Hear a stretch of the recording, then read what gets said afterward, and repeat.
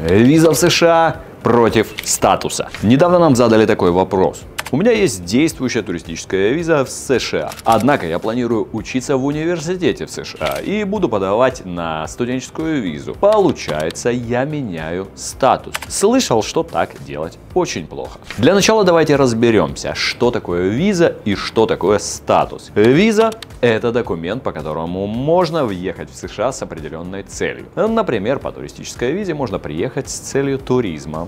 Незамысловато, но факт. Статус – это то, что вы получаете, когда вы въехали в США. По имеющейся у вас визе, когда вас пропустил пограничник. Именно пограничник принимает финальное решение о допуске в страну. Например, вы прилетели в США по туристической визе, убедили пограничника, что являетесь именно туристом. Вам добрый пограничник поставил въездной штамп.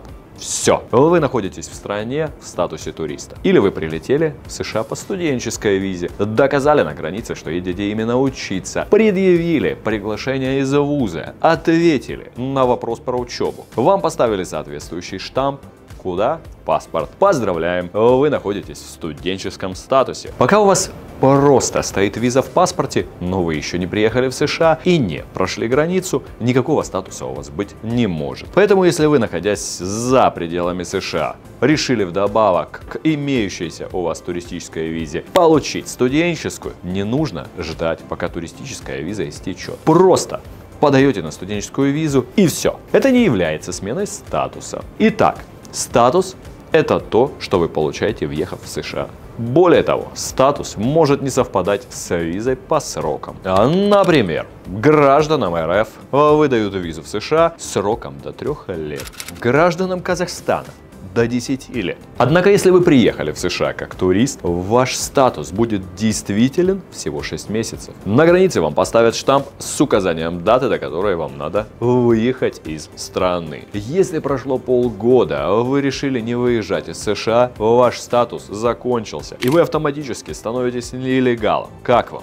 Хотя ваша виза еще вроде действует. Со студенческим статусом ситуация следующая. Он действует, пока вы продолжаете учиться, даже если виза уже истекла. Если учебная программа закончилась и вы в ней ближайшие 60 дней не находите новое учебное заведение, нужно покинуть страну, даже если виза еще действительна. Теперь о том, что такое смена статуса. Например, вы приехали в США как турист, но решили поступить в университет. В статусе туриста учиться в университете нельзя, поэтому вы подаете на смену статуса в иммиграционную службу US Citizenship and Immigration Service. Это именно заявка на смену статуса с туристического на студенческий, а не получение визы. Получить визу в США, находясь на территории США, нельзя, а подать на смену статуса можно. Итак, если USCIS одобрила смену статуса, вы становитесь студентом. В паспорте у вас остается туристическая виза, но пользоваться ей вы уже не можете. Если вы выйдете из США, обратно вас по туристической визе в страну не впустят, так как вы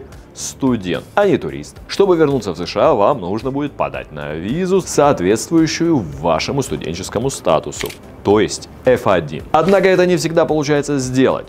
Почему? Об этом дальше. ПС.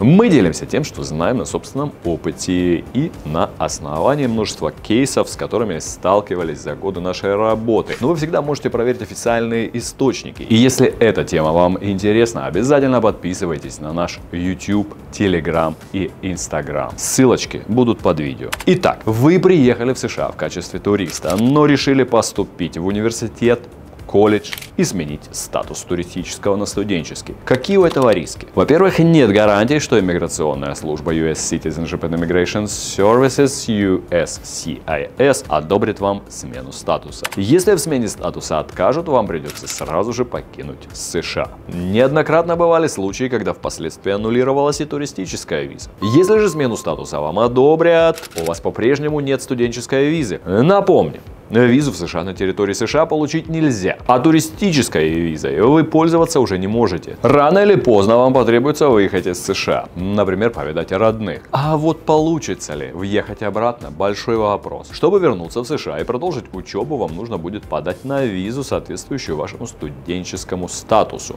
то есть F1. Нет, это, ребята, не гонки Формула-1, а это тип визы. Для этого нужно обратиться в посольство США. И по нашему опыту такие заявки не очень любят. Почему? Давайте отвечать вместе. Потому что, когда вы въезжали в США по туристической визе, вы ни слова не сказали о намерении учиться, а наоборот убедили пограничника в том, что вы турист. Вам нужно посмотреть там всякие здания, покататься в LA и в Майами, посмотреть Диснейленд. А в итоге вы остались в США на длительное время на учебу. Выходит, вы обманывали.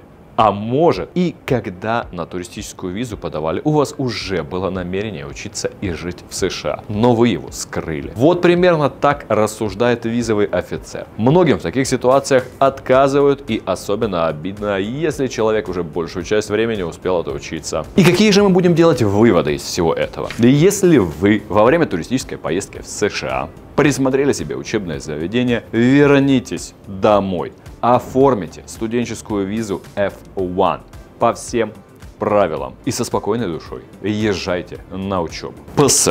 Мы делимся только тем, что знаем на своем собственном опыте и на основании множества кейсов, с которыми сталкивались за годы нашей работы. Но вы всегда можете проверить официальные источники. Если эта тема вам интересна, подписывайтесь на этот YouTube канал. Обязательно заходите в наш Telegram и Instagram, где каждый день мы публикуем новости и информацию о визах, учебе и путешествиях за границу. Пока!